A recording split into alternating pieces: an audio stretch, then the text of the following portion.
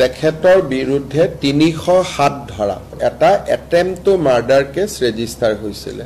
Murder case বা attempt to murder কেছৰ আসামি হলে হেণ্ডকাফ লগালে আইনমতে কোনো তাত ভুল নহয়। তেখেতৰ বিৰুদ্ধে ৩০৭ ধাৰা যেটো পুৰণা আইপিসি এটো এটা attempt to murder case register হৈছিলে। Attempt to murder case register হলে মাৰ্ডাৰ কেছ বা এটেম্প টু মাৰ্ডাৰ কেছৰ আসামিক হেণ্ডকাফ লগোৱাটো পুলিচৰ দায়িত্ব, পুলিচে লগাব লাগে। কিন্তু শংকৰজ্যোতি বৰুৱাৰ যেটো প্ৰতিষ্ঠা বা তেখেত এগৰাকী ছাত্ৰ নেতা আছিলে আৰু স্বাভাৱিকভাৱে তেওঁ কতো পলাই আদি যোৱাৰ সম্ভাৱনা নাথাকে, সেইকাৰণে মই নিজে এছপি ডিব্ৰুগড়ক ফোন কৰি কৈছো যে তেখেতক আপোনালোকে যাতে হেণ্ডকাফ নলগায়।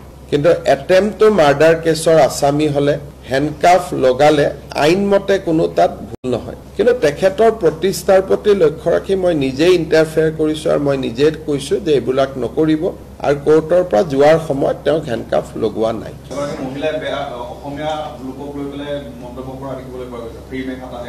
এতিয়া মই নাজানো, মই সুধিলে চাই ল'ম, কিন্তু কোনোবা এগৰাকী কৰবাত মহিলাই কিবা ক'লে আৰু অসমীয়াত এনেকুৱা হৈ যাব নেকি?